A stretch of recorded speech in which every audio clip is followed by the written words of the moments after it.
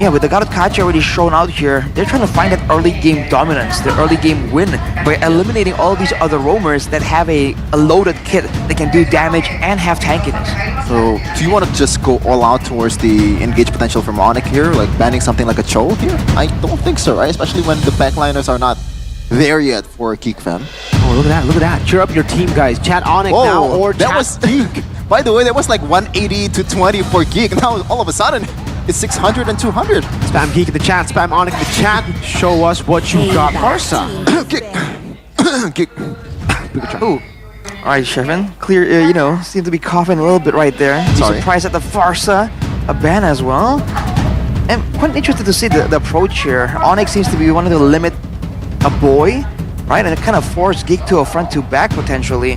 That's the idea. That's where the Hylos has a bit more value, and the Yi can kind of spam out a bit more spells. But for now, I feel there's still a lot more options available. I mean, the Vexana comes to mind as well still for a boy. Oh.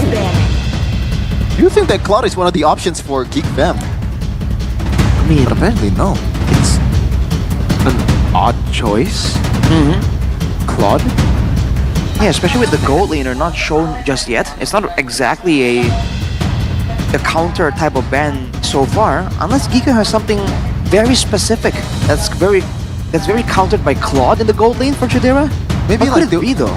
just limit the dives, even though Joy is already there though. Exactly. So do they I'm want to play super deep in the backline, like something like a Cillian, or even like, dare I say, like something like Layla? I don't think it's gonna happen, but that's the idea. Oh, it's gonna be Your Moscow. team is The Claude ban is just... Time to take the field. I guess they're thinking they want to go Valentina here to steal the RWM, and Claude can blink out of the RWM. Compared to, I mean, and they want to pick up Moscow, right? So technically they Interesting. remove both of the blink heroes in the gold lane, forcing CW on a Bruno. Interesting. I feel it's not really an end game type of scenario, definitely, but Badang right here coming through for Onyx. So basically a full-on front to back with the Joy kind of free to do whatever the Joy really wants. Now for Geek Fam, understanding that there is that threat coming in from the sides, they do have crowd control and they have a self-peeling marksman. I think the idea is to just get more crowd control here and match the front to back initial collision. And we have a joyous fact earlier with Joy 9 picks in MPL Indonesia so far. 8 of them has been in the Suyo? Suyo? I guess Suyo. Yeah, it has to be the Gatot mainly, I think. Which is a bit I think more difficult. on Suyo for main engage. Just Gato can't engage. You just get in there. Like, you just walk there. You can taunt, you can go with the Avatar of the Guardian. By all means, it's not a very spammable kind of engage, so Geek Fam, we'll have to see, man. Is this the geekable strat? Will they play it defensively here against Onyx? Geekable is the word here for Geek Fam. Onyx, a chance for revenge after what happened. All of it happened in Season 14. They got knocked out in the playoffs in the most embarrassing way. This is the time for Onyx, but can Geek Fam also secures the win? Land of Dawn, here we go! 1-0 has to go. Will it be Geek Fam or will it be Onyx who gets rid of the O first? to MOBA You're right. Legends. You heard that right. Both teams, 0 wins currently. Man, it's still very vexing seeing Nile on the XP. It just doesn't look right at all. We'll have to see. Maybe we have to get used to it if he actually performs well in this match. But for now, you can see the difference in wave clear though in the mid lane. This is something that Geek Fam will have to try and deal with. I think in the early game, this is going to be the same pattern here. Onyx will be able to actually be more active. All of the other lanes as well, except for the EXP lane. So Geek Fam, again, they're going to be playing it very defensively. Especially with Beloyski, going with the agility and wilderness blessing. He's not going for tankiness at all. He wants to be around the map, so it makes sense that he might be actually one of the only playmaking tools that Geek Fam have at their disposal. Speaking about the Emblem 2 Rashi, the gold laner, both of them actually opting for a Master Assassin, so gonna be a lot more emphasis towards the 1v1 lanes here against CW and Chidera. It's an inspire for Nile on the Badang as well. So for Onyx, there's so many ways to engage, and usually a team like this will find ways to actually surprise you. But look at this, Geek Fam are the ones kind of proactively moving in, trying to find information on the jungle side of Onyx. Not really finding anything. Essentially for both teams, they're playing it very, very slow. I think we're going to see a massive explosion in action later on in the first hurdle. I love you, Babulong. Love you so much. 2-0. Even this is one of those moments where I say like my heart is telling me no, but my body is telling me yes. At this point, I don't think even your brain, right? Even your brain might be saying, GeekFam might do it. Onyx have been looking really shaky. This is a new lineup. There is a chance. It's Nile and the XP. We have to see what he can do. You gotta believe before you act on it. But here we go, the first objective battle. Make it's already in the vicinity. On already, RWM coming down as well. Good one from GeekFam. Really good control. Nile very late to the turtle area, and Onyx have to concede a kill on top of it. Super uncharacteristic from Onyx. Usually when they concede on a turtle, they got something on the other end of it. Well, to be honest, he's already on the way there. Top lane, taking the orange buff. Well, GeekFam, I think they're doing really, really good as of right now. Kyrie getting the orange buff for the troubles. But in that fight, Beloyski was able to zone Kyrie quite efficiently there, and that's abusing the Garadkacha. And Onyx, despite having the bigger, engage tools, AoE, potential tools, they really weren't able to be in position. And for the EXP lane, Nile was late, but again, he's against a CC in that lane, so it's something that Onyx should have planned out. We already highlighted Onyx's game plan issues in week 1, and it seems like right now GeekFam are having the better of them when it comes to this early game plan. Beloyski is being active across the map. What I like though, like both of these teams, this kind of composition, you can take it as long as you want. You have the RWM from Onyx, you got the wave playing potential from Geek. So even if the late game, you can't really say that one team has like a full edge on the other. So we're gonna be in for a good fight later part of the game. Aloy holding the two-man taunt there. Whoa! What? Has revitalized, goes back in RWM to lock him down. Beloyski's still in the midst of it all, dealing some damage. Bridge Glacier, Keyboy frozen up, Makekids with a shot. No kill for Makekids, denied as Beloyski gets traded out. Well, that's Beloy for you. I thought he's gonna be AOGing out of the team fight, but he tried to find an opportunity with the revitalize. Didn't get it though, but still a bit of a risky move there from Mr. Beloy. That was a weird one from Beloyski, man. He was essentially kind of caught. He goes for the AOG, but it seems like it could have worked out for GeekFam only if they went in together. The fact that the team kind of rolls in after Beloyski is so low and has used the Revitalize and the AOG, that was definitely a weird one. But they're still going for the turtle. Still in the mid lane there, Beloyski Makekids going to be engaged upon. Really good CC from a boy. Nile walks in forward as well. Makekids, wow. The fist crack will be slain. Makekids down. Kyrie on the turtle. Beloyski looking for a steal. Retribution ready for Kyrie. He gets it.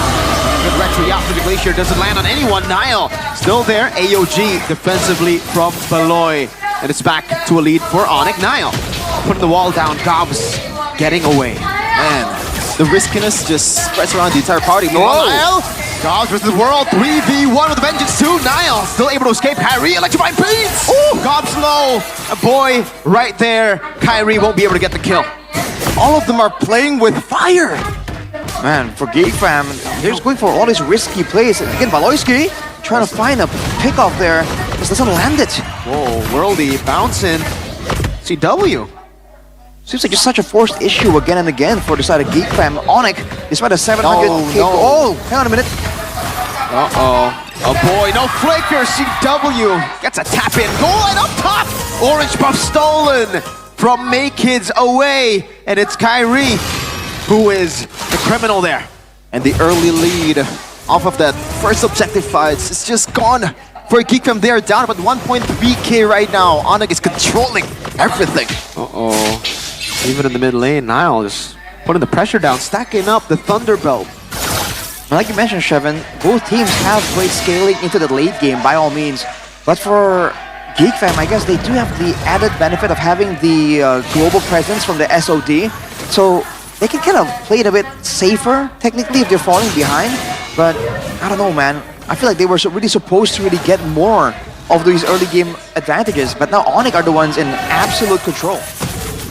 Okay, 125k right now for Onyx after that W in the fights, the objective fights. We're gonna see what's gonna happen in the third turtle after Onyx just absolutely gobsmacked Gobs and crew. This time around, they already have a really good position before GeekFam was able to establish the bushes. Got a setup right now though for Geek Fam. They're gonna go for a split push angle, but Onyx, they can rush this and they do have the resources to do it. Nile in the push, Keyboy walking up as well, looking for the stun, make it zone away completely from the turtle. Kyrie secures the neutral objective. Meanwhile, Chadera. This is what he do. He's on the other side of the court, trying to get everything that he can. Oh, he's gonna get punished. I'm not too sure about that though. SOD, he tries to escape, but man, was that a long time to be staying alone up top. He definitely overstayed his welcome, that's for sure. On the bottom side of Nile. All alone, flickers out from the AOG. Now a stun from Keyboy onto Makekids. Geek Fam, all their movements have been read out. How do you deal with this one? Like you could say like Gops is gonna have a really good zoning potential in the mid game, but so far Onyx is the one that's doing the zoning. Nile, you could say he's doing absolutely amazing for the expectations that he has as a jungler in this role. I mean, it's the fact that Gobs isn't really doing all that amazingly in the lane, isn't really winning out hard against Nile. So when it comes down to it, yes, he has damage, but for Onyx, they have the Badang, they have the Hylos. They can just stand in the front and take some of that damage, at least long enough for the rest of the team to be forced to move back defensively. And that's because of the engage advantage as well. At any moment, there could be a glorious pathway, there could be a real-world manipulation, and Geek will be forced into a fight. Whereas for Onyx, as long as the AOG doesn't really land, as long as Beloyski doesn't really get a big catch, they're pretty safe to do whatever they want. And this is what they want. Oh! Only on the Keyboy, pretty glacier though, lands on the two-fish crack from Nile. Diving in deep together with Kyrie. Both the junglers just wreaking havoc in the back line as Beloyski gets isolated and taken down by CW. It's an unfair fight. They were leading in gold and they were outnumbered. It's a 5v4 with Chadera on the other side. Of course he's gonna lose. It's absolutely forced engage there with the AOG. Chadera, aiming for a 1v1. Kyrie has electrifying beats. Chadera will juke the first one, but look at that burst damage. Chadera dashing away in time. No, it is not in time. Kai just gets back the resets on that skill too. He tried to pull a Jome there, but unfortunately the turret was not there for Chadera to back off to. Now Onyx have all the momentum in the world and they're taking this one. I don't think Makekids gonna be near this. And now the ball is fully in the court of Onyx, man. At this point, it's all about whether or not they make a mistake. Geek Fam are so limited on everything. They don't have the tankiness to withstand the poke coming in from Onyx. They can't really match a full-on all-in either, even with their big combo, with the Frigid Glacier AOG combo. And even if they want to go for a split push, Chadera is way too weak. And he really can't really compete against Kyrie in a 1v1 situation. So Onyx have all their bases covered. How do you deal with this one? Like only 5k in the span of 10 minutes, and they have this very infamously scaling hero in Bruno, a hero that pretty much dominated M6. Now back again in MPL Indonesia season of 15. As we're gonna take a peek into the items. What's going on here, Rashi? That very early Wishing Lantern to ensure that Geek Fam's frontliners are just Swiss cheese in front of Onyx. On top of that, there's a Malefic Gun completed for CW, so the extra penetration, the extra range. This is the critical power spike for the Bruno when it was really meta back in M6. And Onyx has achieved it at below 10 minutes. That's a 2k gold lead for CW in that lane against Chadera. What was the plan initially anyways, right? Like, outside of Turtle 1, yeah, with the Aurora, Suyo, God thought you can control Turtle 1, but then what? Yeah, like, it just feels like a composition built to win the first Turtle, and that's it. It's Chadera, split push, and inshallah. That could be it. Sure, that's fair. They're just planning to split push, but even then, right, Chadera has been making a lot of mistakes, overstaying. Like, way too long. It's like overstaying after your friend has told you, hey, you know, I want to sleep, man. Oh, Baloy. Oh, goes in for the taunt. CW's there. Oh, he gets caught. Beautiful. Oh, the Revitalize still there too. CW finally dies. Kyrie still with electrifying beats though. And he gets turned around against Sans with the flicker forward. Chadera down. And even there, as they get a Hail Mary play on CW, it's not enough. They got what they want, but unfortunately they have to pay the price even more. Gobs died, Chadera died. That's two in your lineup getting thrown off. That was a great play by Geek Fam, man. With the battle spells, with the ultimates, it costed them everything, and they were able to get CW. But in the end, the fact that Shadera came in there and got immediately focused down by Onyx kind of just ruined the whole thing for Geek Fam. If Shadera was left alone for just a bit longer, it was looking that Geek Fam could turn it around, force the all-in, and just clean the board. But Onyx denied it completely. And with 10 seconds to go, we were back at square one for Geek Fam. And Onyx can pretty much play this one however they want, right? They want to play front to back. Very, very easily done. The only thing that you have to watch out for is those kind of Hail Mary plays. As you said, Mirko, with Beloyski and a boy flickering forward towards CW. And Geek, looks like they don't want to just concede on this one. Do they actually want to contest? Don't think so. They might feel like they can't afford to let it go, but there's just too much pressure. Geek Fam will be forced to let it go, trade it for a turret. But even then now, with the Lord in play, with a Yves and a Bruno, Onyx will be more than happy to go for the siege situation. Now Geek Fam are the ones with a limited spammability of spells for the wave clear, with a limited front line.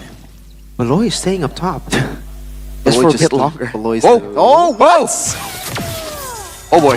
AOG, it's a short AOG, but it gets him out. Did he conceal? I think he did. He concealed out. I think he checked for Chadera, but Beloyski was there instead. But now, Keyboy from the ultimate. Oh no, Beloyski all alone. God's vengeance, they're all really low. But they're vitalized, stripping them back. RWM, oh, CW!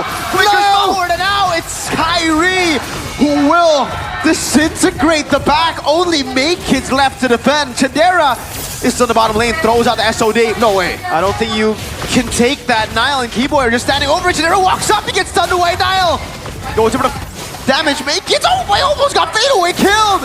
The base is wide open, and they'll just go straight forward. Fist crack from Nile. Onyx, 13 minutes, game one. It's still 0 for Geek Fam in the game rate. 0 out of 3. But the fourth chance is gonna be after this. A lot of adjustments needs to be made for this team. Onyx though, a sign of life in this heartbreaking start of the season for the Sky Kings. 1-0, Onyx.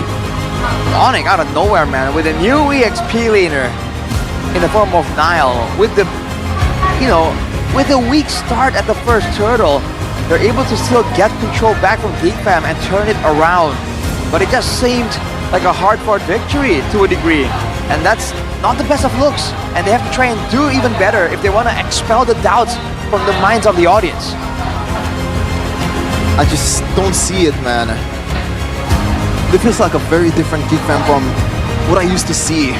Granted that this is the early part of the season, it is still week number 2. This is the Geek Fam that we know, but at the same time, I just do not see like the path from here. Yeah, that's fair. I don't know.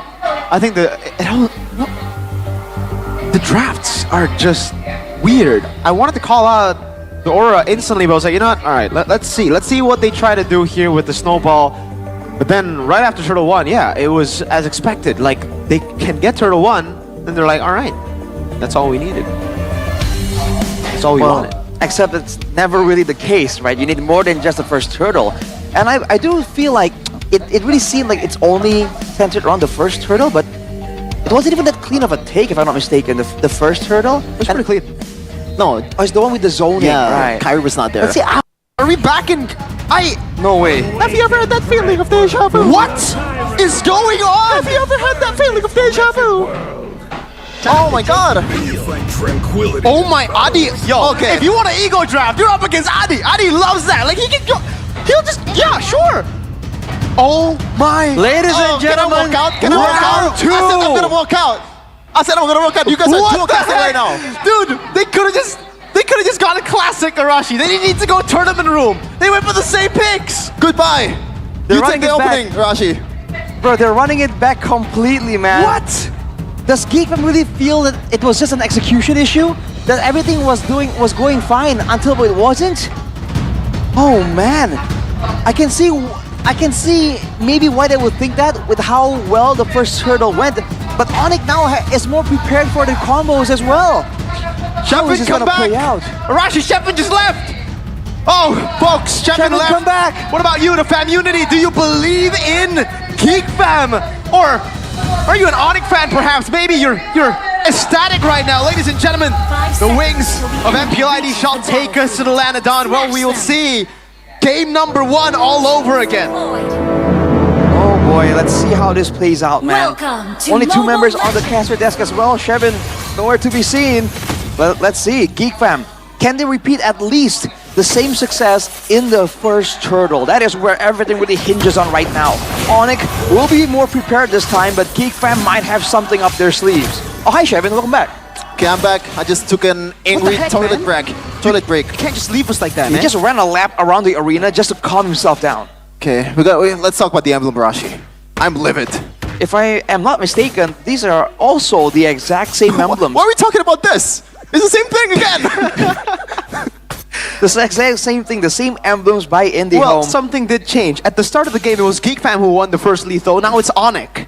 Oh wait, so Wow. is Geek Fam gonna win the game then? Wow. Oh, is it the lethal curse, perhaps? That's a new one. We'll have to wait and see, man. I think we have to look at the rotations, and I think we have to look at the EXP lane, because I feel like that's the lane where both teams may have an argument on, like, maybe things really could have been done better when it comes to the pushing, the lane management. Geek Fam is focusing everything on the mid lane right now, but Kyrie is in the picture. Another thing changed, Rashi. They took the top lane the crab for Geek Fam. So this is basically just spot the difference game. Well, Kyrie's walking up. Beloyski not going to use the Revitalize just yet. He actually did use it already early. So, forced to recall. If Onyx get the first turtle now, though, that'll change a lot. It's gonna change the whole timeline, dude. Living in a different multiverse. Oh, no. Do we want a new timeline? Well, Shevin does. Yeah, Sheffin would definitely want a new timeline. Now it's very slow. And this should be better for Onyx, right? That it's slow, that Geek Fam not rushing for the turtle. I would think so as well. Sans has more to do, and Beloyski isn't level 4 just yet, so the big engagement for Geek Fam isn't really available. They're relying only on the Frigid Glacier as a zoning tool. But look at Nile. Keyboy. That's too much. RWM though, Kyrie walks up, electrifying beats! That's too much. With the fist crack! Geek Fam crumbles with the exact same draft, but this time in game 1. At least they got the turtle, and now they... Oh, no! I don't get it. It's hook, line, and sinker. The difference is the bait is a big horse. Like, you're not supposed to pour all the resources to Keyboy. Oh boy. In game number 1, Mirko mentioned it. Where was Nile? He really could have been more active in that fight. And in game number 2, active he was. That was a crazy combo coming in from Nile with the flicker fist crack. That really sealed the deal for Geek Fam. Now with the turtle down, is it gonna be worse? Is it still, it's gonna be a different result from game number 1? Let's take a look at the replay here. Keyboy, the perfect bait, as Sheffin mentioned. Everyone taking damage from the rune manipulation, and Nile comes in and just seals the gates. That's it. That's all she wrote. Well, the mechanics are there for Nile. On the down too. The flickers. Getting 3 now. Oh, gotta watch out. Let's not repeat the same thing, Geek Fam. Guys, Geek Fam had a lead in game 1 at least, right? They got a turtle, it was clean, they got a kill on top of it. Now Onyx are in the lead. So, what Geek Fam hope to do with their turtle lead? Almost goodness. a solo up top. Okay, Rashi Mirko, over under how many times Kadema will die in the off lane in the later part of the game? Over under 3. Which lane? The gold lane? Oh Yeah. man, CW reads it How many times perfectly. Kadema will die on its own in the off lane? Let's see. Maybe this is the first. Oh, the entire Over turret 3. shield. Oh I feel no! like 3. CW's got the entire turret shield. Okay. Gold, man, the gold difference. In game number 1, Geek Fam had an advantage. That was like 750 gold, and it was immediately overturned. Now Onyx with 1 turtle, they're not getting 750, they got 2,500. It's looking completely different, man. Geek Fam, they have a chance to make a Hail Mary play the same way we saw, and maybe this time it will work out, but for Onyx, they're prepared for it. I think now that they're in the same mentality as they were in game number 1. As long as we don't mess up, as long as we keep our backliners in check, we protect CW and Sans, all we have to do is make sure that Beloyski does not make that big play, and then we're good. Yeah, gotta watch out for Kyrie from the back, man, because if you pour all your resources again on Keyboy, on Nile, like, it's not gonna come to fruition. Meanwhile, GW, it's a change! It's a change! Oh my god! I mean, Shepin's hype here. At least there's a change in the game, but I'm not too sure if the change will last that long. Beloyski changed CC by Nile with the fist crack again. And it's a turtle take. Yes, GeekFam get a kill up top. That's gonna be the turtle. Almost traded for the turret at the bottom side, but GeekFam, again, what was the idea? Beloyski doing Beloyski things, just distracting, buying some time. Because, you know, Gobs wasn't even rotating towards him, right? Gobs just knew that fighting isn't really in the plans. Look at this, Gobs. RWM, the wall as well. The vengeance is irrelevant. Kyrie just went through it all together with Sans. Gobs got gobsmacked, and now Beloyski might be following his path to the hell. Oh no, Beloy. He has the AOG, but when can he use it? Frigid Glacier, the poke, the heal from Keyboy. And Nile stays fine. He just, the recalls heals him. It just feels bad for a boy because he really seems eager to really seal the deal here, secure some of these kills, make the big moves happen. But when you're on the Aurora, the damage output is just so segmented. You have to wait so long for the cooldowns of your spells before you can do anything. A CW reaching the big power spike, the Berserker's Fury. That's a great power spike for Bruno players. You can expect Onyx to make plays around him for now. Okay, long lane, what's happening right now? Oh, Kyrie's waiting for him though. Oh, he's gonna show. Oh, Okay, the minions are there. I'm clenching. all right, he gets away, he gets away. All right, Chadera doesn't die. He doesn't overstay. He knows the minions will get it. Okay. Phew. We got some changes at least, Yeah. right? So, You feel like lead, everything's Onyx. it feels like you're a kid playing those picture books where you're trying to spot the difference Yeah. with the two games. Because everything's so similar, but it really isn't. Now, in a sense, Onyx has the lead. Oh, hang on, they might increase it even more. My lord. No. Now he Get doesn't out. want to take any chances at all. and they use the red shot on the purple. They're not even, they know that like, They can GeekFam fight. shouldn't take this. They know the GeekFam shouldn't take it.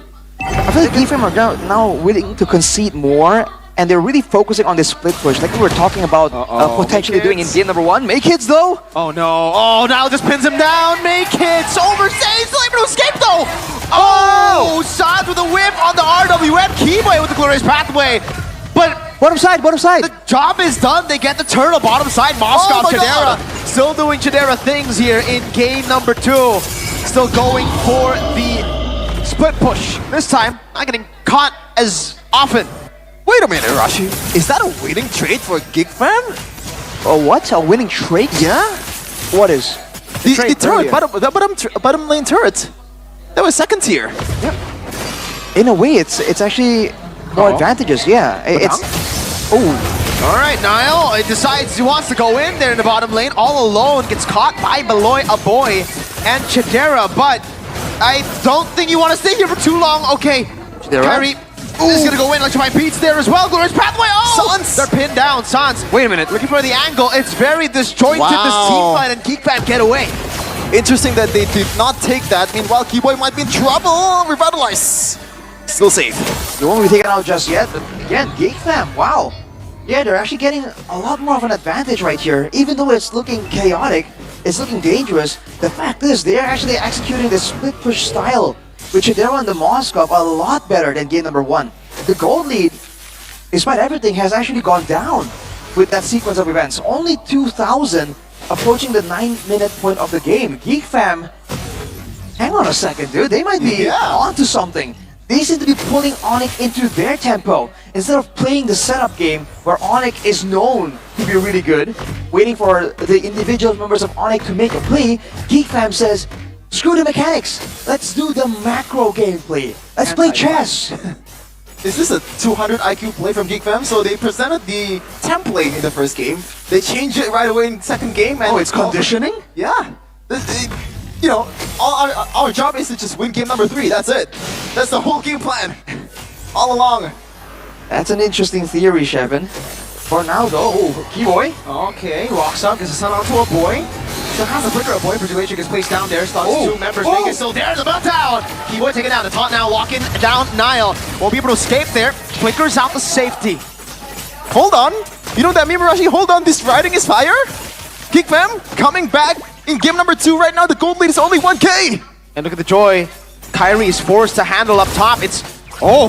Chidera with a lot of damage now. Jumps back in. Oh. Kyrie walks up Chidera. This time, able to bait out so much time. Goes in, throws the SOD. Doesn't land it, but Geek Fam have turned the game around. That was a jump and a half. Wow. Dude, Chidera. They got the Lord, and even in the 1v1, and now at 10 minutes, Chidera, unlike game number 1, has the Trinity completed, and he's on curve level-wise. I recall in game number 1, the first duel happened when Kyrie was like 12, 13, and Chidera was 10, level-wise. But there you can see that 1v1, this is what Chidera had in mind that didn't really come through in game number 1. 300 gold advantage for Geek Fam. They get the turret too finally, and now they have the Lord to play with. This is the macro style, man. It's working. Man, oh my god. This is the ultimate shut the hell up to all the casters here from Mr. Bluffsy. If he ended up winning game number 2 and game number 3, we are cooked. Well, we are actually cooked, man, but holy moly. How do they turn this around? In the blink of an eye. I don't get it. It does feel like there are way less mistakes made by Geek Fam in game number 2 right here. And overall, there's a much lower rate of fighting, right? In game number 1, it was constant brawls. Right here, Geek Fam are playing the slow game. Oh, Beloyski though. Again, just doing Beloyski things. It's just working much better. Oh, look at the poke down as well, Keyboy. So able to take that damage. Lord coming down to the bottom lane. Kyrie dealing with the wave up top. Holy Defense will be propped down below. There will be a Lord taken down up top though. They're still going for the turret here, and it doesn't look like Kyrie was able to escape that well. Keyboy walks back up. AOG coming down. Beloyski, that was your only way to escape. He will fall, but it's just below. Oh my god! For SOD, Chidera goes there to BM2! Chidera has fallen there inside of the RWM. A big blunder from Geek Fam. Make hits. Hold on. The turret. He will get the base turret. Wait a minute. Back in on the Keyboy. Ain't no way. Kind of the way. Now CW shuts. Or no, it's Sansa takes the kill. Very messy game. Onyx want to look for the mid lane now. Just when you thought they had the control, they threw it all away.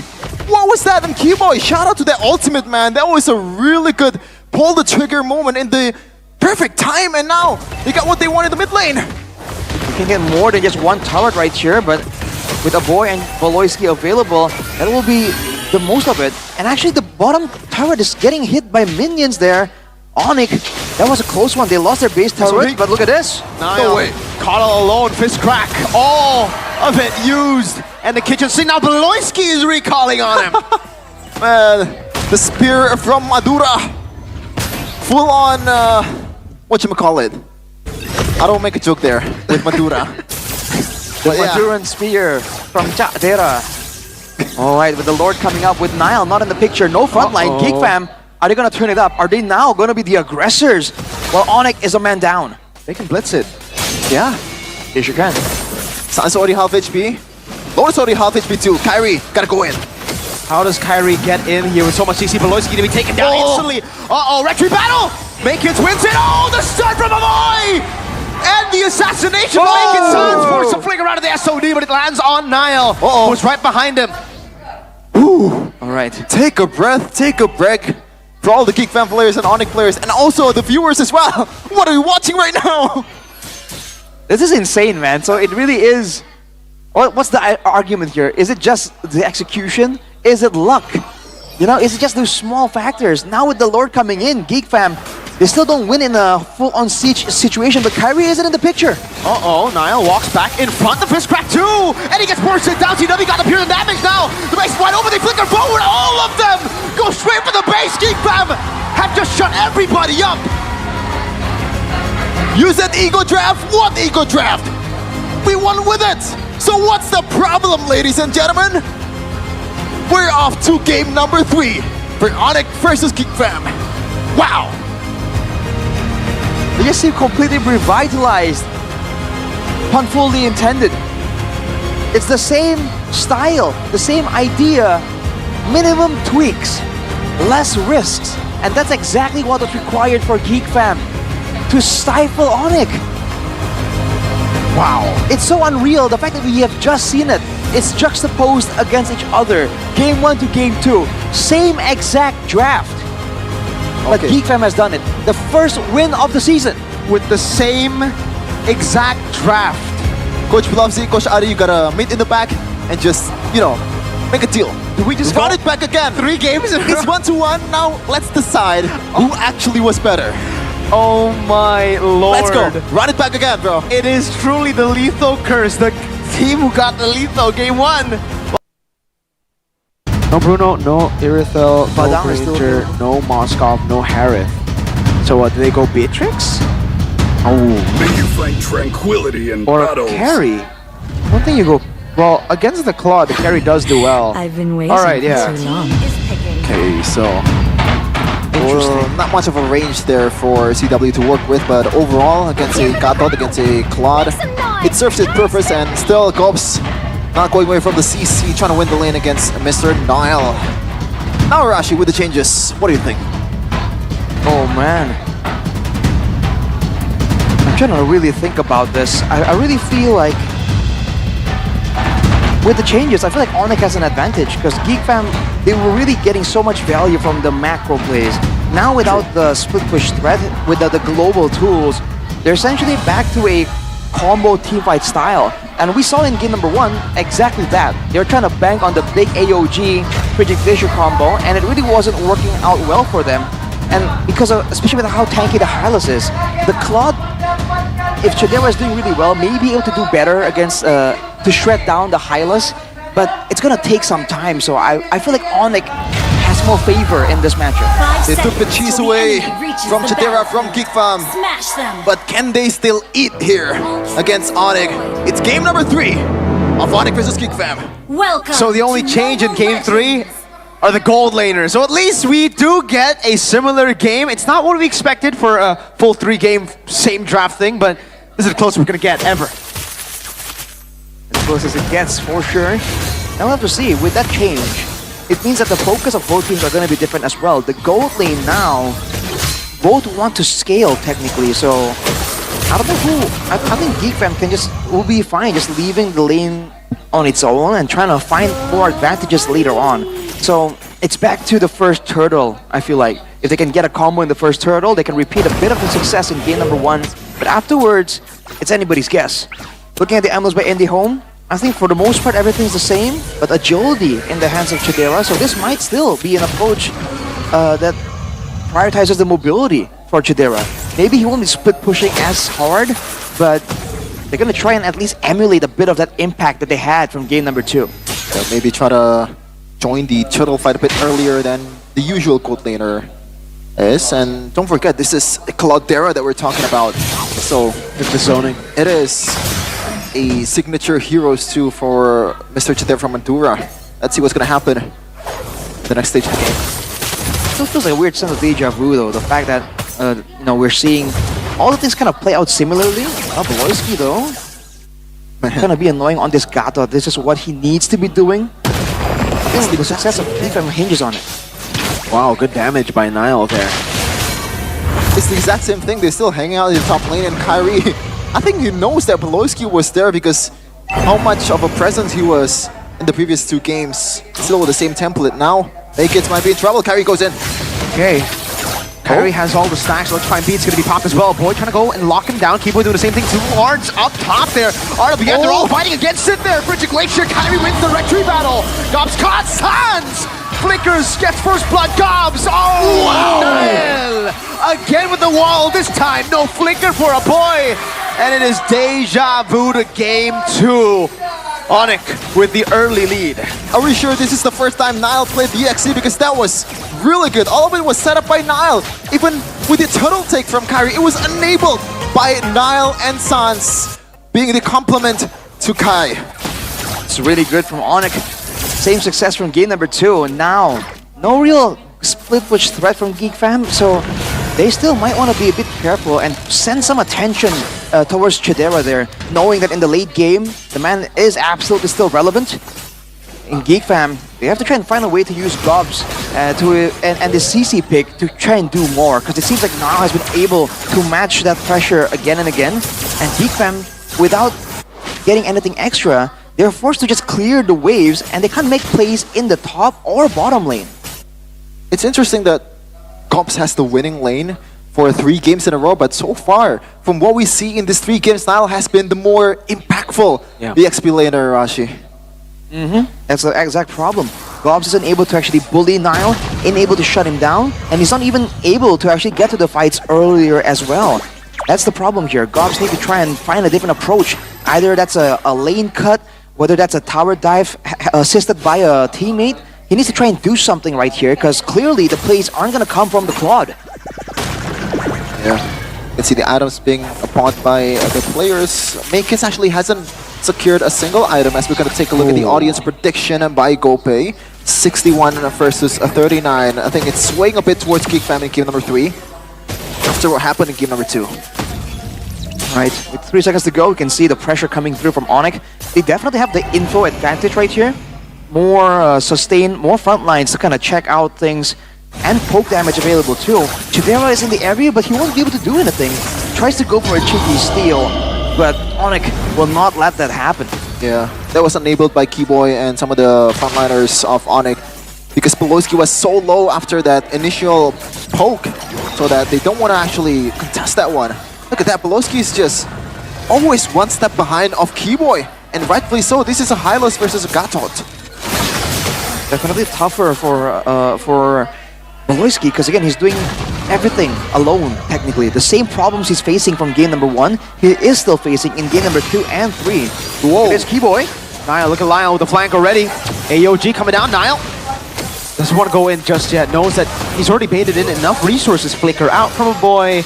AOG up top, almost a solo kill for Kyrie. Meanwhile, Baloy though, stunned up, locked down. Now fist crack too, Beloyski. Kill with AOG, great disengage. Oh! What is Queen Nile? Flickers forward, gets the punch.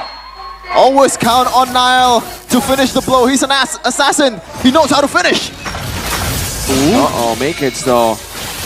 Caught in a bit of a pickle. Kyrie looking for the dashes. Actually failed one of the dashes there. Won't be able to get the reset CW.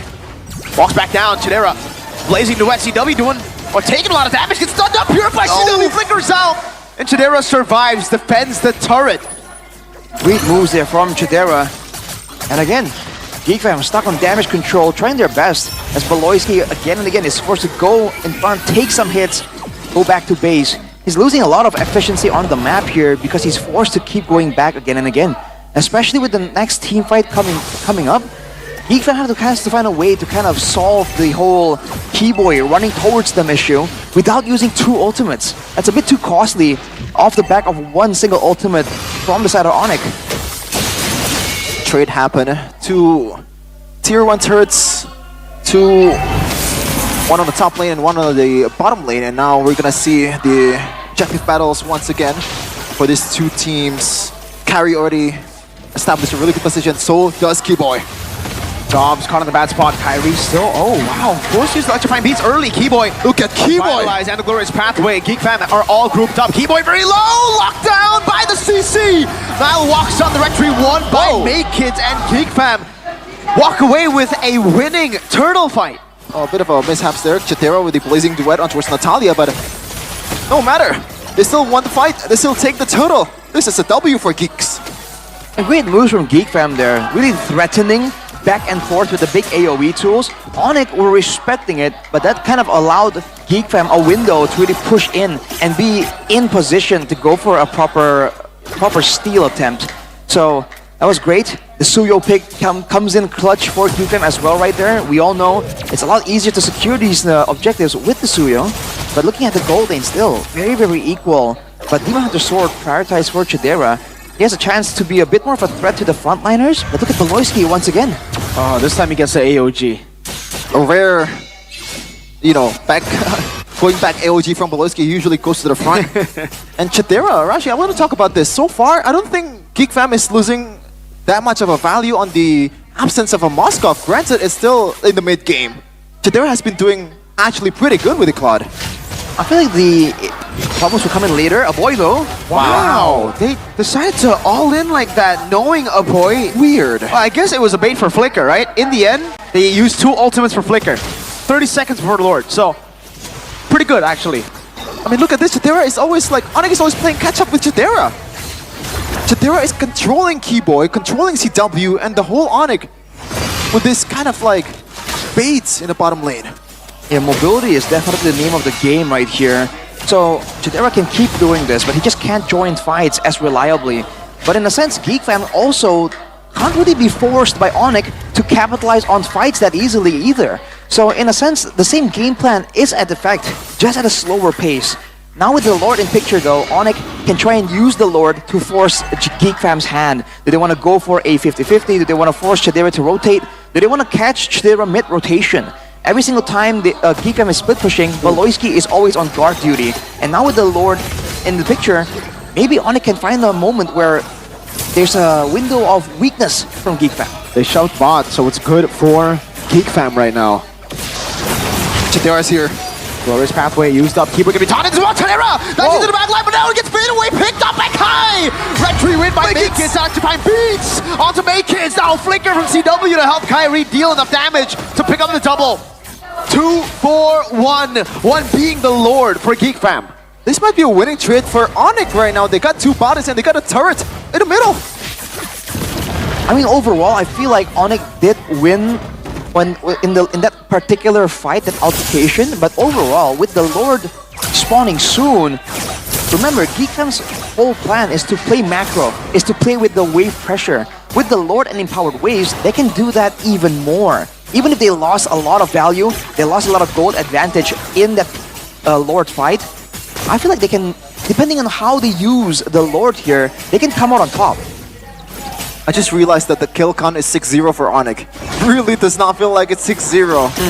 GeekFam is actually winning on the gold. Look at the bottom lane. How is this happening? They got out macro. Chadera is just having a time of his life. This is better than Moskov earlier. There's no threat. He's just way too safe right now, and with the waves all around there, Keyboy tries to find something. But the positioning. Boy. Oh, the taunt for Glacier as well. Keyboy's able to escape Nile. So there, RWM from the side from Sans. There is CW, gets caught by the Vengeance Gobs. Gets away barely with the Vengeance. All things considered, they got some damage on the bottom side base turret, and finally now, only now, has CW caught up in the Marksman Trinity. Chadera achieved it like about, I would say 30 seconds, almost a minute ago at most. So GeekFam, with the Lord, they're able to get 1 or 2 turrets, not too much afterwards. So I think for the most part, it's still kind of equal. It would have been so much better for Onyx to get that Lord there, because then they can kind of force GeekFam into team fights and still get that wave pressure by default. So I think that's the idea. That was why GeekFam were willing to literally sacrifice Chadera with a straightforward blazing duet to ensure that Onyx are too preoccupied and Makekids gets the chance to go for the retribution. It's a bold move that could have gone wrong, but GeekFam are just willing to go for it.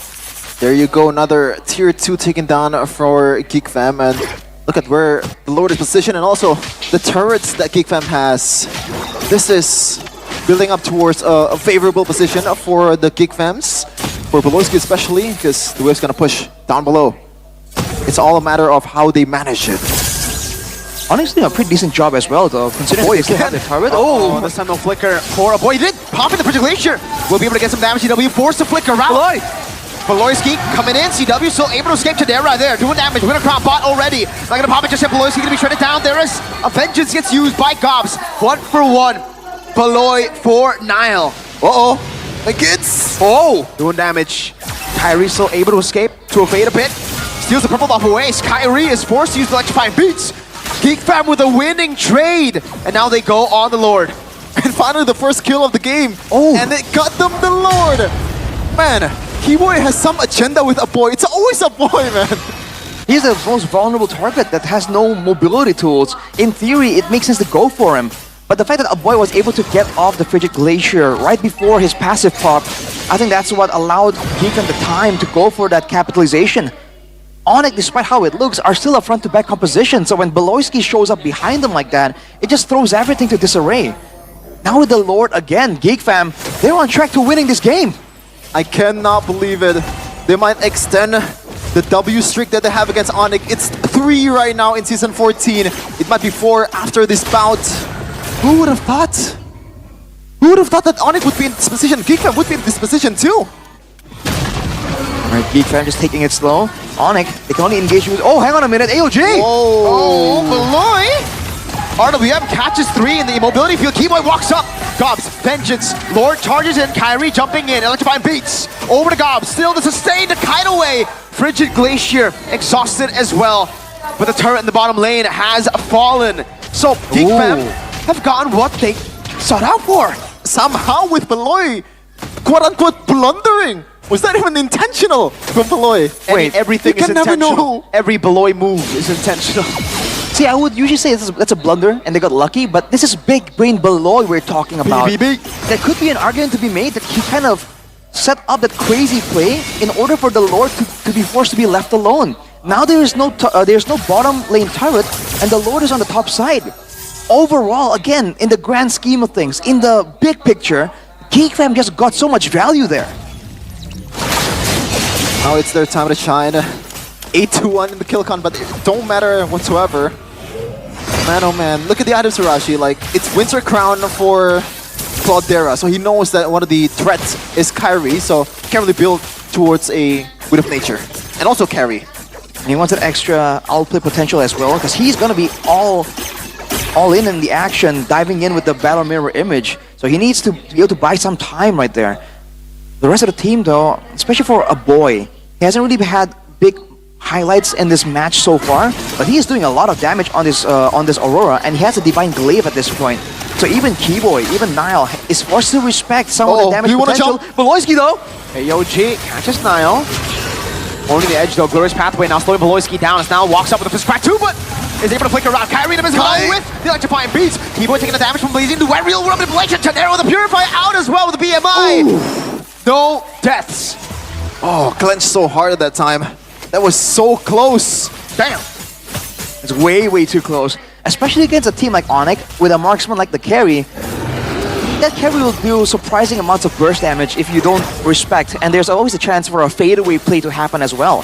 The fact that Geek Fam were actually willing to risk it to try and get some respect, get some Bottom attention, lane. that's so good. But now the bottom lane is pushing indeed. Geek Fam, they are playing the long game. They can sit here for as long as it takes. And Kyrie's the one that does the housekeeping, so Geek Fam, they can play this as long as they want to. Even Beloski, they want to pull the trigger.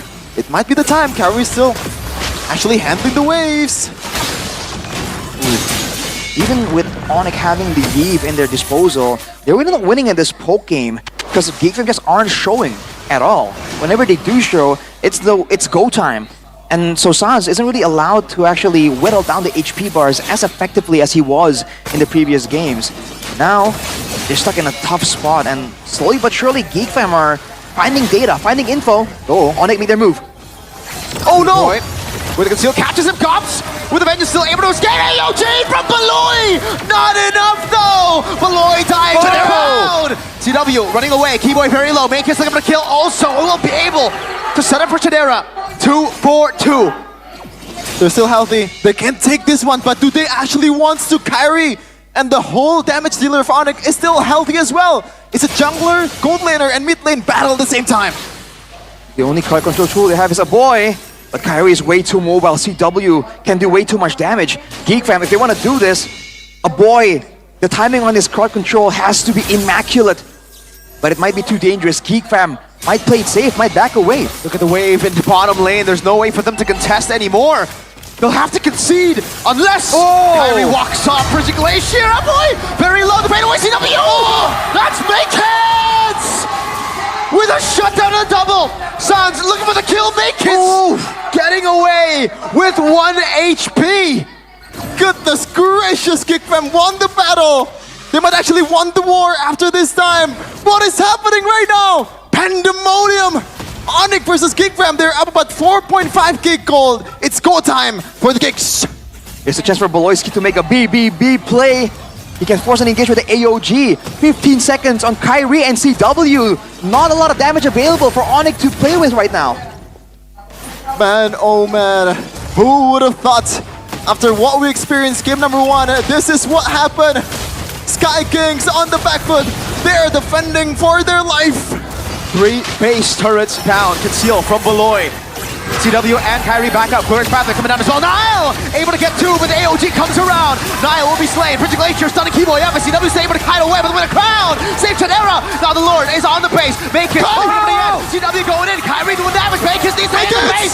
Geek Fam with the last hit on the base have done it. A complete reverse sweep against Sonic. I cannot spike! I cannot spike! What happened? Geekfam, this was not the script! You were not supposed to do this! What is happening? Onyx is 0-3 at the start of season of 15 MPL ID! After all this time, after all the changes, it doesn't matter. Geek Fam remains the kryptonite for Onyx. And the pattern continues. A heartbreaking day for the Sonic. But for the Geek Fam unity, this is their moment. Wow.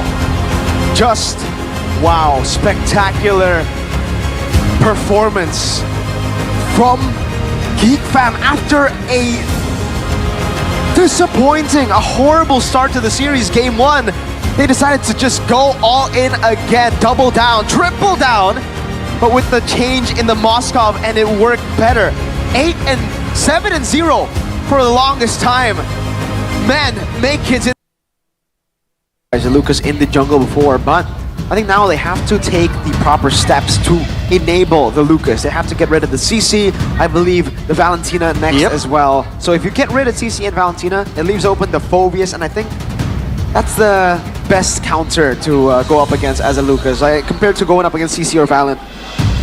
Unless, of course, this Lucas isn't in the EXP lane. Oh. Still, I think you still have to ban. Whoa!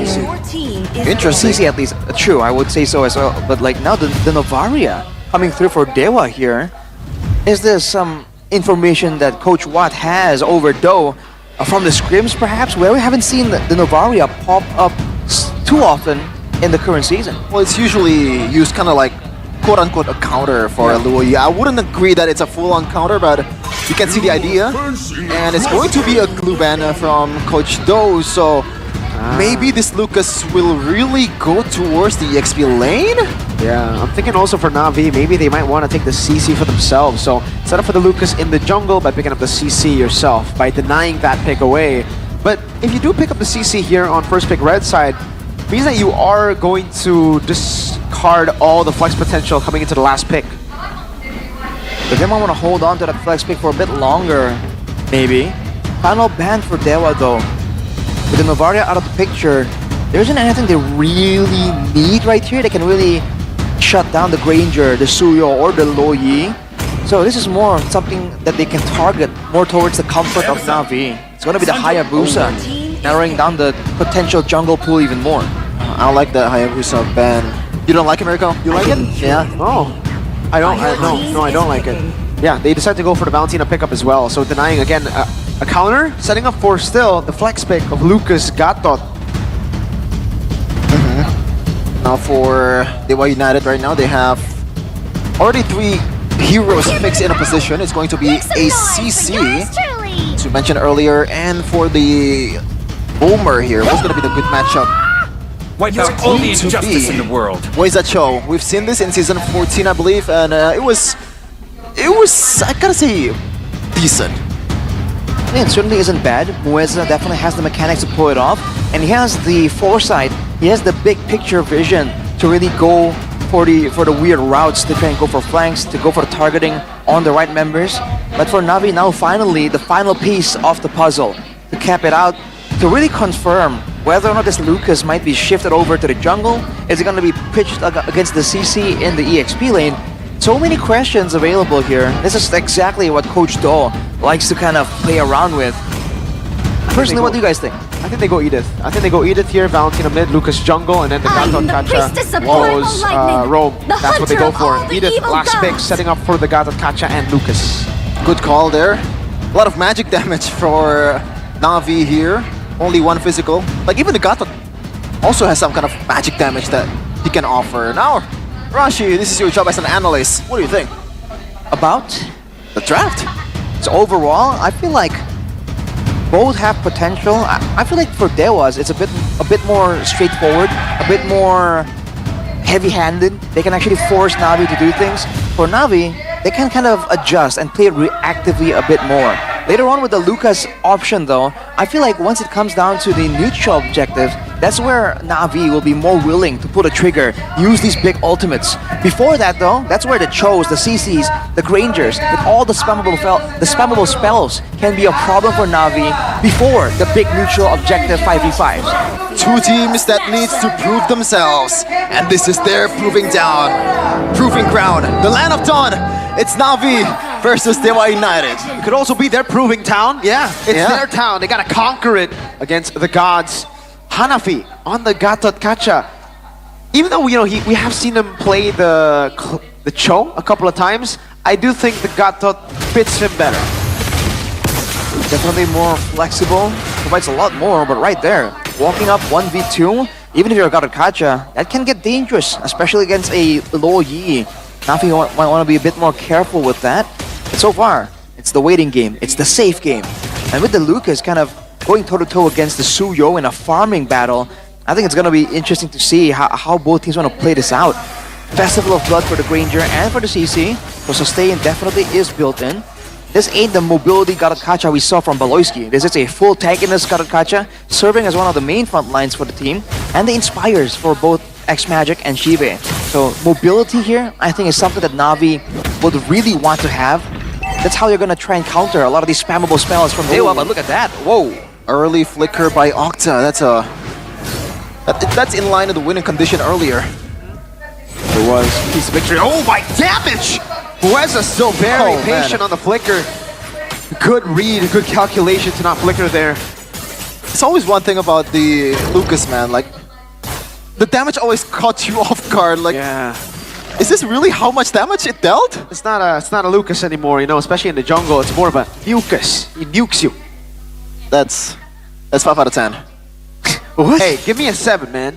Arashi is better. I think it's pretty good, but hey, it definitely is a way more damage, and it's all base damage for the most part. Because we see that even with a full tank build, the Lucas still does an insane amount. Especially if you're a backline member, if you're Octa right now, or you're maybe, right? Oh man, you're gonna really respect Washu Powell's potential dive threat. Level 4's rolling in through right now. This is where Na'Vi, in theory, might want to make their move. They're setting up for it. X-Magic has stolen away the diversion. Holding onto the turtle for this long, though, Hanafi has taken quite a beating there. Worshipal, level 5. Okay, level 4 is already reached by Mueza, so a lot more engaged potential here. He's actually want to go for this one. And onward, Mueza, great. Jikudo able to get the way to Dragon as well, but Hanafi comes in to revitalize as well. Ray will be caught first, but Cars able to get enough damage to take him down. Now going back to the robot form, will go on to Mueza, zoning him away. Giving Na'Vi the free turtle. Oh, they're not done. Into the purple. No. Into the purple buff. Yes. They go. But Ray did a good job reading it. I'm I'm also impressed with the way Dewa United actually read that one on towards the purple buff, but that was really good. The fact that the Revitalize was used to be able to kind of prolong Worshipal's life kind of makes it not an even team fight for Na'Vi. And it's great for Na'Vi to really, again, find that initial moment, punish Chorizo's overextension, because the CC is annoying if you let the CC be annoying. If it's punished, definitely discourages Chorizo for the next time, but look at the damage, man, and look at the talent prediction. Ooh. Onwawa and Papulong now in the same party. Hey, at least we agree with something once. All of us predicted 2-0. Oh yeah, that's a bit of a rare case for the English desk as well sometimes. But let's see how this plays out, man. That was a great showing from Na'Vi, but the goal advantage is still for Dewa. So when it comes to the farming speed, right, when it comes to the rotations, Dewa definitely has something to say towards Na'Vi's game plan, and Octa still hasn't shown a diversion just yet. Once he starts using this diversion a bit more actively, we might see more tempo get thrown in Dewa's way. Only 12 gold, like literally no gold lead at all for Dewa United right now. It's an even game even though one kill has already been secured by Na'Vi. Oh? They're hovering towards the diversion bottom lane. Cars gotta be careful, no, gets kicked back now. All of the damage placed down, Cars taken out. Na'Vi Looking for a trade up top. Shive almost soloed. AOG whipping there. Worship Paul jumping in. Maybe flicker out as well. Oh, miscoordinated dive. It's too messy for Na'Vi. And maybe gets the gold crab. What? That was a really good display of micro coming in from maybe. Not just maybe, it's for sure having a show here.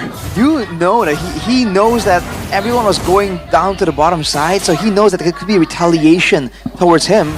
But man, that dive really was badly coordinated. All the ultimates used one by one. Hanafi, hello. Revitalized with the dragon and the flicker. Octa gonna do it. Ray! Whoa. The turtle for free. Hanafi taken down. Not just yet. Will be Jikudoed in the end by Mueza. Lethal Wanderer taken by Mr. Worship Hall, but it's a net loss for Na'Vi. A lot of utility coming in from this Luo Yi, man. Even when he's not on diversion, you can see the pressure. Na'Vi always second guess. Do they actually want to go for the diversion? Is this push safe? It's always like that for the most part. I mean, that's just so much damage coming in from the Luo Yi pick. Not even a single item completed just yet. Overall, across the board, it's just maybe with the Sky Piercer. So now Na'Vi, I want to be a bit more careful for any kills going his way. Because maybe has shown great movement, great awareness already. So if he really starts stacking up the Sky Piercer, it's going to be difficult for Na'Vi to try and find him in these fights and get those stacks back down. 1.7k gold lead. Obviously, it's not the end just yet. But Moisa didn't find the kick. Got tons of force coming down as well, though. First, Shive. There's a good diversion, there's a good dispersion reaction that was threatened over. It's Magic back in the mid lane. And even then, the bottom lane, the turret has been taken for Dewa United, so they are still in the plus of that exchange. You know, Na'Vi always looking for something here, but Moisa might be actually getting one. Oh, spin off. Gets the wall cars. Earth Shatter with the onward earlier, no follow-up. Na'Vi currently kind of gun-shy. Great awareness by Na'Vi right there, though, to just get out of it. Make sure the Cars himself wasn't really engaged on as ideally as possible for Mueza. That was a great attempt. With the turtle spawning in 10 seconds, though, with the ultimates still down for now, who's gonna make the first move here? Technically, both teams have a diversion. The long lane Sorizo is just doing work. The wave's gonna push towards the bottom lane for Dewa United, and they might be a better chance here to take the turtle as Sorizo is already coming towards the mid lane. Mueza gets the kick with Wader's Dragon Punch revitalized, used up by Mr. Hanafi, taken down, maybe picks up the kill. Worship Paul trades it with a turtle. Got terrified to disengage from Sorizo. But Dewa, wait, in the mid lane, Worship Paul go for aggressive moves. Dewa instead going up top to go for a turret. I think Na'Vi has rotated as well, though. Ray getting jumped on, but he's getting inklings of that burst potential from Shive. Feather of Heaven as well now to increase the DPS even more. They will want to be a bit more careful here. All things considered, 2 neutral objectives for Na'Vi, but the gold is still 2.5k for Dewa. That is quite impressive. Rashi, would you say that... Look at the composition from Na'Vi, right? The only physical damage dealer is Woshipal that doesn't really have that much range to go for Octa, to go for maybe. Does this pose a problem later part of the game?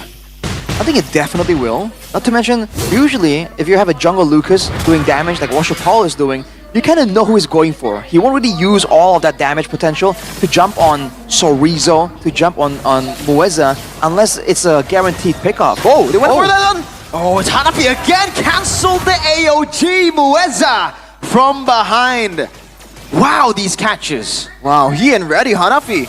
I think he didn't expect Na'Vi to actually went for the diversion knowing that Hanafi was there. Moisa once again! Jikudo on the way, the dragon with a flicker now maybe. Part of the bad spot still able to dash away. Sorizo, Vengeance there, and Cars look for the play. Mueza still able to escape. Clean from Dewa! And all of that happening while Ray is having his field day. What a play from Dewa United, and they're not done just yet. Cars trying to clear Mueza, zoning them in the back, and Ray again comes from the side to put some pressure on Na'Vi. Hanafi cancels Mueza's recall, but it is all Dewa. The split-second decisions from Dewa right now is absolutely insane. I mean, clearly Na'Vi were the ones initially trying to hit back, but in the midst of all that chaos, even if Ray isn't participating, he's always doing something. And that's what's allowing them to get this gold advantage, to get this turret advantage as well. Never really a wasted moment for Dewa as of right now.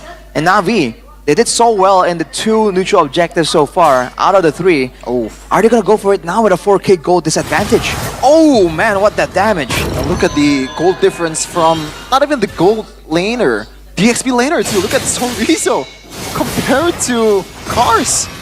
Something you don't really see very often for EXP laners, but it is CC. Look at Mueza. Showed himself in the mid lane earlier. Now Na'Vi kind of cut away from that angle. Conceal. Sorizo has the Vengeance, Earthshatter, and Onward. Used up on him, but he's soaking all that damage with the Vengeance. Now puts it back onto Washapal, treading him down and giving Dewa United. Wait a minute. The free? Lord? Yeah, Ray just picks it up with the Soul Sever. Mueza running away. Hanafi still trying to force it out. AOG catches 2. Mueza! Again with the way of the dragon. Gets X Magic, and it's maybe with a kill. That's another to make it a triple. Or maybe Octa pulling Washapal back. They are able to escape, but it's a 3-for-0. Make it 4 with the Lord. Ladies and gentlemen, if you ask the question of why did they go for that one, I don't know the answer either. They're trying to find something, try to get something in exchange for a free Lord right there. Hanafi with the... Whoa! Maybe Washapal had to body block those shots. Could have been another kill for the Sky Piercer. Now sieging it down. Hanafi going for the taunt. Will be able to catch on to Wizza, but the turret goes. Now Dewa setting their sights down below. Cars. Earthshatter in. Mueza trying to go for the Jikundo again. Shunpu forward. Gets a kick. No, he doesn't. Gets taunted. CC lock. Shive picking up the kill. Oh, Hanafi gets away. Just a sliver of HP. Shive as well. Now it's Washapal diving in, getting one, but in the end falling to the unstoppable maybe. Sorizo is still getting chased down, but I think he's just fine. Taking all the shots from Na'Vi. They're up 9k gold lead in 12 minutes, Arashi. One of the widest gold gaps we've seen in the season so far. 2 base turrets down off the first Lord. Dewa is successfully making it a messy endeavor. For every move that Na'Vi make, whether it's Hanafi with the AOG, walking through everyone, whether it's Cars making the hero play, trying to find something, anything, it seems like Dewa just has an answer. Mueza on the throw, on a pick-up hero, is able to actually get some AoE crowd control going with the Jeet Kundo, always landing it on more than 2 members every single fight. Gotta watch out for the Sky Piercer stacks as well. Already 5 kills for maybe. And he built the Sky Piercer, I believe, as the first or second item. So, yep, definitely has a lot of finishing potential. As you can see there, even Ray, he didn't have a kill as a jungler, as a Suyo. In terms of recalls right here, Mueza coming in to join the party. And they can do this, man, with 9k gold advantage. And there was you have to remember, there was a 4k gold advantage before these big fights started happening. It's just the efficiency in movement. The fact that Na'Vi is concerned about a pick of threat, about a potential diversion, it's kind of slowing down their movement and their farming. That's how they're so far behind. There are some moments in the team fights though where you see Shive at least being active, at least trying to be creative with the movement with the Zaman Force. But right now, it's looking so difficult. With the 8k gold difference, if Shiva missteps even once, he's gone. So disciplined by Dewa. Not really going and fighting for nothing. There's nothing to fight for, then they won't. Just wait for the Lord, freezing the waves, and then now that the Lord spawns in the game, they're just gonna blitz it. They have full control. Cars is the lone man there in an island. Uh-oh. 2-man knock-up AOG! Catching them there. Cars have been kicked away from the fight. Hanafi pops in, revitalized. Washapal brought back again by the third call. And Altex Magic jumping in. Ray doing the same thing. Shibe with some force! Shibe diving in. Now Jikudo knocking him up. Still a kill over to Shibe. Altex Magic gets chunked low by Sorizo. Back into the Lord Pit. A wave down below. Pushing in. Washapal very low. Mueza trying to get an angle to attack. Na'Vi showing signs of life. Ooh, what was the... Oh, man, the kick was not that precise, and the response with the AOG was immediate from Hanafi. You can see again the calmness of Shive there. Even though there's so much chaos, the HP was dropping down rapidly. He finds the opportunity to go in and get Ray of all people. That's going to discourage Dewa for a bit longer. But for Na'Vi now, do they want to go for a 50-50? Do they want to go for a fight first? So many questions, almost no time at all. My goodness! That's a pogo! It goes through X-Magic! Sky clears Sir Wachapal, forced to deal with Mueza. Shive dealing with Sorizo, that's a kick over. Cars taking damage. Baby with a triple, baby with a maniac! It's not a savage, but they're not done just yet. Diversion in the mid lane. Shive is the lone man defending the base. The wave is there. It's clear for Dewa. Great, looking for the surge, gets the stun, but Shive won't be able to defend all alone. He's looking for the savage, that's a mega kill. But it will not matter, Dewa 1-0. And there you have it. Maybe has the better game in the first game against the Gold Laner of Dewa United. Goodness gracious, what a performance. There was 1 kill away from a savage. It was close. That was an absolutely brutal beatdown. When it comes down to it, the team fighting, the rotations, the farming, it seems like Dewa has Na'Vi beat at every single aspect. And even mechanically speaking, easily take out the Farsa. As a response, the CC comes through as well as the Gato Kacha switching hands. How are they louder right now? I don't know, they keep on getting louder, the Na'Vi Nation. Maybe it's a sign for Na'Vi to get louder here too with their picks. Maybe they don't go for the traditional cars, Edith. Maybe they go for something a bit more aggressive. Something a bit more mechanic heavy. No, it's gonna be the Edith. By the way, I got a question for you, Sheffin. You see this MPL skin? Yeah. You like Edith? Yeah? You like the skin? Yeah? Yeah. Like it feels, but it doesn't look like Edith. I get you. Like Yeah, the first right? time Agreed, I looked agreed. at it, it looks like that Kadira skin. Yeah, that's why I literally told Arashi during rehearsals, is this an MPL Kadita skin? Yeah. Well, it's still a pretty cool skin. It's still nice. I mean, the MPL skins are kind of like similar in theme, you know? But let's see though if this game number 2 will be similar in theme also. And can Dewa United actually win it out against Na'Vi? You wonder if Na'Vi really is banking on the late game potential. That's what they have in the bag. Earlier though, they just didn't really get to that point at all. So they need to kind of stifle Dewa and make sure that even if they do fall behind, it doesn't get out of control. Oh, on cue, the Edith skin is there. And now we're gonna see the result. Or is it gonna be prolonged towards game number 3 with Na'Vi's win? Game number 2 in the lineup done of Dewa United versus Na'Vi. Can Na'Vi do it? Can they force game 3 out of Dewa United? A team that has looked so good at the start of the season. And now after all that, we're back to essentially the classics. We have the Hylos and the Galakacha. Excuse me? Ooh, and we also have the Harith and the Granger. This is where we're at right now. It's always a matchup type deal. Looking at the emblems, you can see the Dewa definitely gearing up for battle. The 2 tenacities. Actually, Na'Vi as well.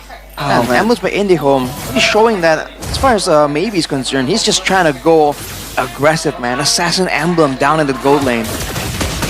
Ooh, that's a clean shots from Maybe. And winning it out in the trades against Shive, but look at earlier, Mirko, I saw you kind of like a bit surprised earlier. Now Shive might be dying. Oh, the taunt and the blade surge. Ray picks up first blood. That's the punish on the Harith when you don't have Purify. Man, it seems a bit too easy right now, right, Arashi? I mean, maybe. I think he kind of set that up unintentionally, or maybe intentionally, right? Goes for the gold buff, but instead of finishing off, trying to use that burst advantage that the Granger has, just kept moving back and forth, trying to get some harassment onto Shive. And because Shive was, biting on the bait, or even just, trying his best to match the moves, he got caught out on X Magic. Forced to use the flicker so early on. Dewa definitely active and aggressive. X Magic is 0 out of 2 on the stance on Farsa. Point blank range. You might think that it's just a small mistake, but He's not level 4. before the engage begins, you have to chunk up the old HP, man. Oh, I mean, that one he hit, but it didn't get the stun. But he's not level 4. What happened? I don't know. Did he miss a wave? He might miss some minions when he was rotating. no. That could be it. Now, Dewa, I think they will definitely recognize that fact. Cars moving onward too. Chorizo just chunking him down. Now X-Magic gets level 4, but he's in a bad spot. Good stun now, this time connecting Rayso with the Reggie battle. Now another airstrike is just getting let loose. Mueza down, Chorizo down. But somehow, Ray still picks up that turtle. Hey, I think that's a W for Na'Vi at that point.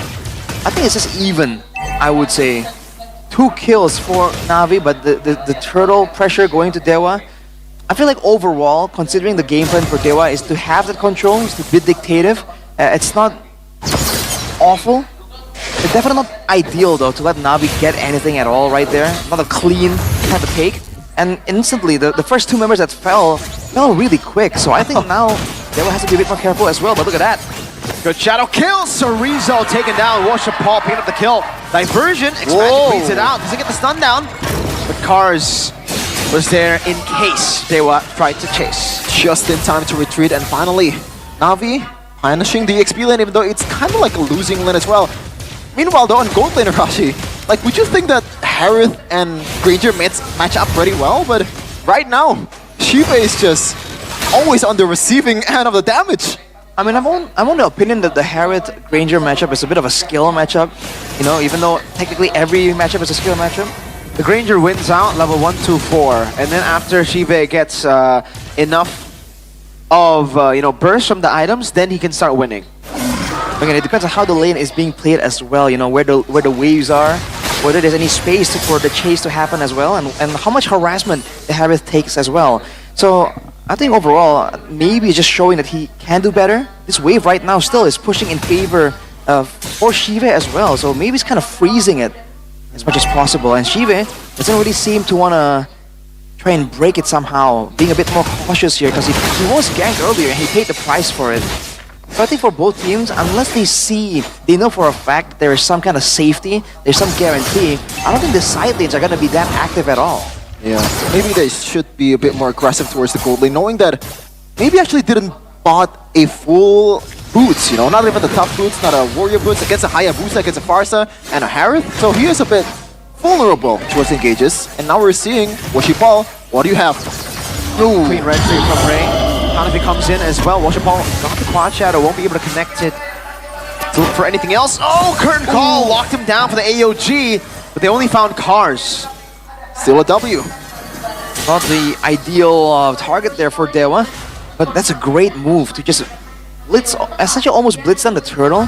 Definitely a great move and show of the awareness of the timing here for the side of Dewa. They do have the diversion, by the way, and we haven't seen, again, any massive plays just yet. It seems like in the early game, they're content just waiting it out, playing it safe. Okay, Cars goes up there, Shadow Flicker, able to find Octa, who's caught in the feather airstrike, will be taken out. Shiva able to flicker out to safety, now it's Washipal, gets caught in the curtain call and decides to blink back. 2 for 1. Mid lane, look at the poke, Ray with Blade Surge, almost finding Shiva. Now on the purple buff he goes, Washipal still has the retribution, Ray does not. But Washipal will not even try to contest it. Maybe again now in the bottom lane, this should be a free turret with Mueza cutting.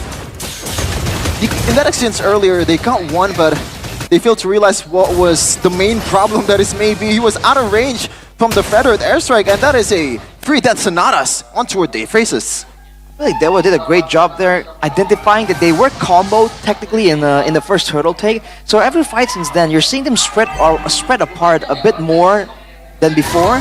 And so now, for Na'Vi, if they're looking for a big moment, it's looking difficult, and maybe... What is he on? Maybe you don't want to give him the Granger. Oh, he's angry. X-Magic doesn't want to take the poke without dishing it back. Gotta pay off the disrespect, man. Gotta pay it even. Still not enough as of right now. And that Feather Airstrike won't be available once this next turtle spawns, it seems like. So there's gonna be a small window where Dewa can try and do something. Okay, now 2.2k gold lead. 2 turtles has been secured by Retribution. Still perfect in this game, but Washipal on the Hayabusa. Not really the greatest hero to pull off a steal, but...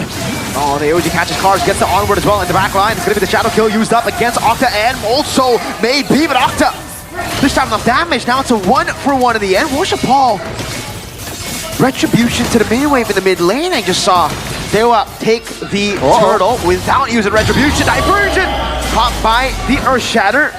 But Octa is dishing enough damage to zone them away once more from the purple buff. That's another perfect turtle stat for Ray.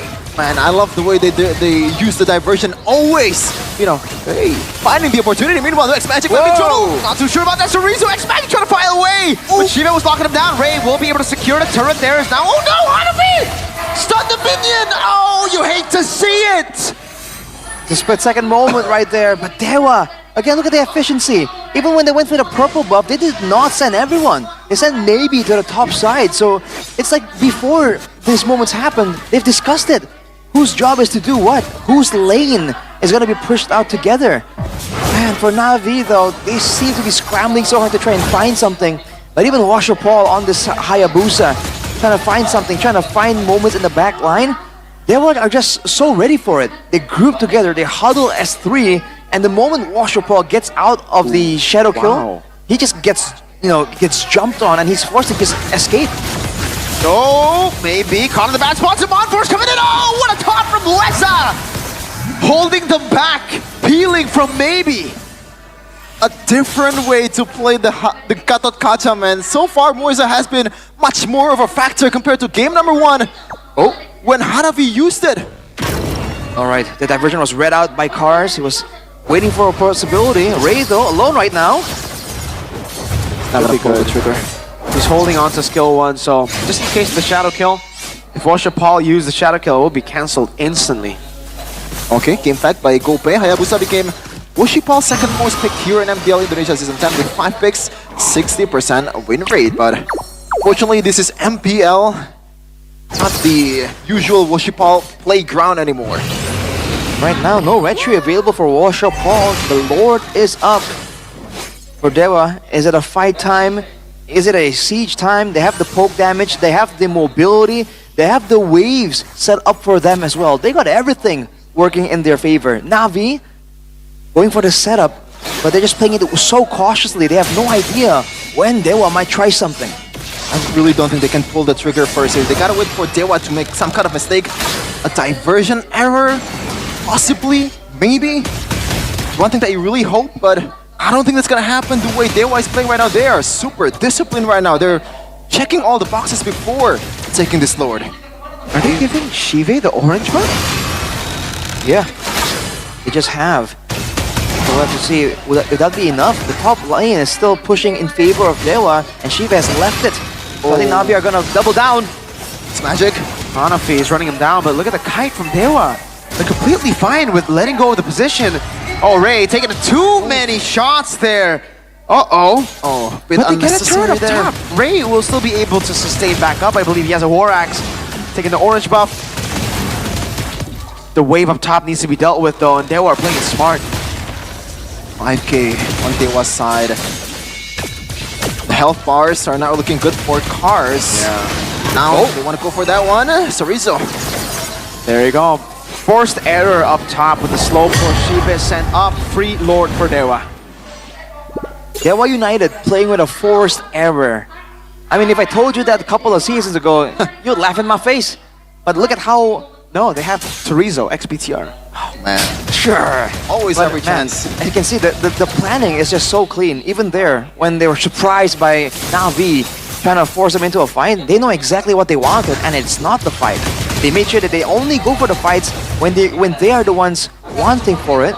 And the fact that they have Moeza on the Kacha means that, like you mentioned, Shevin, it's a different approach. They can use that AOG aggressively, that taunt aggressively, or they can use it as peel, as protection.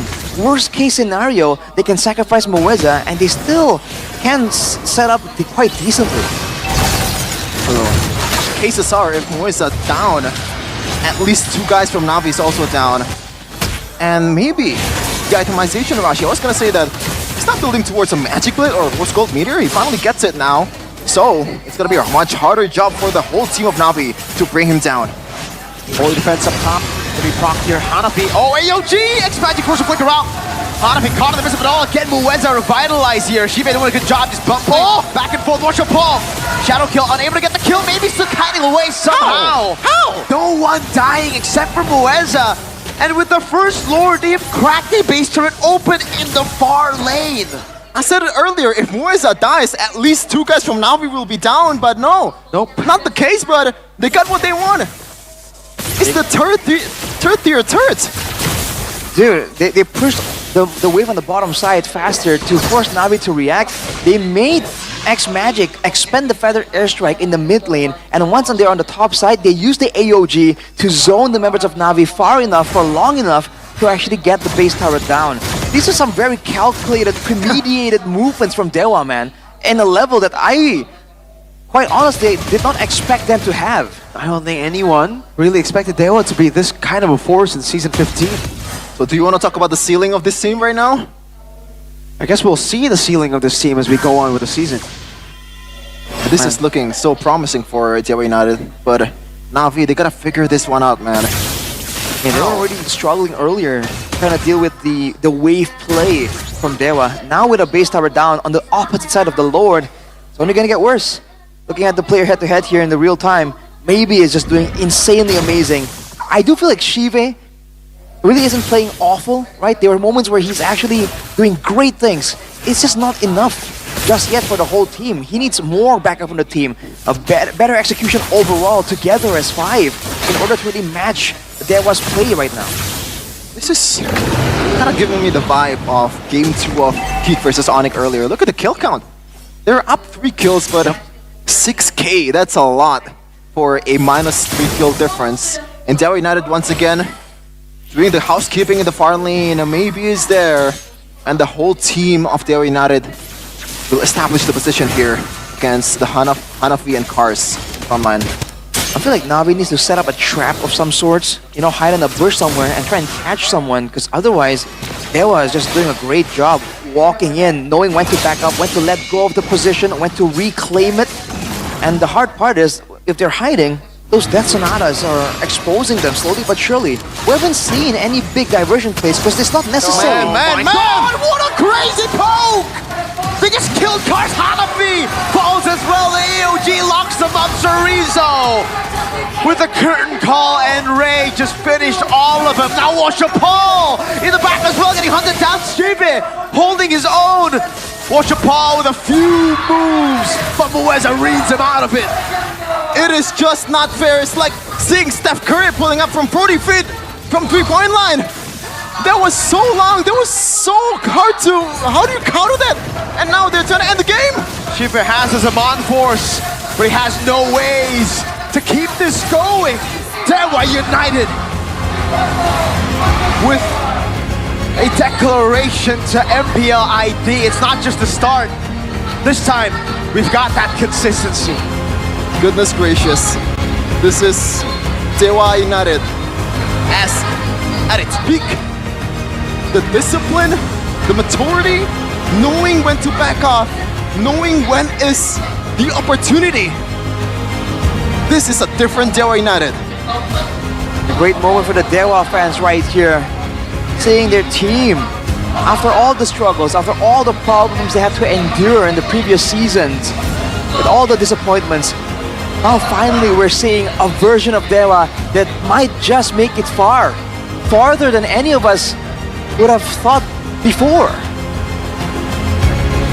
Man, I'm baffled. How are they this good? Clean MLBB. So many questions right now, man. Like, who's the shot caller? Right?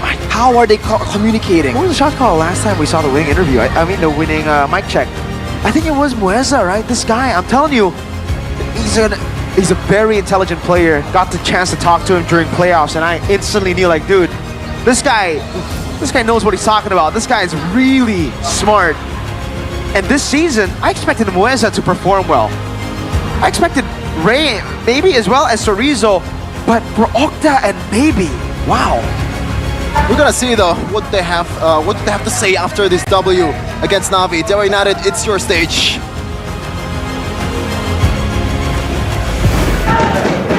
Yuhuu! Dewa United membuka minggu yang kedua dengan 2-0. Kemenangan luar biasa dan Ray.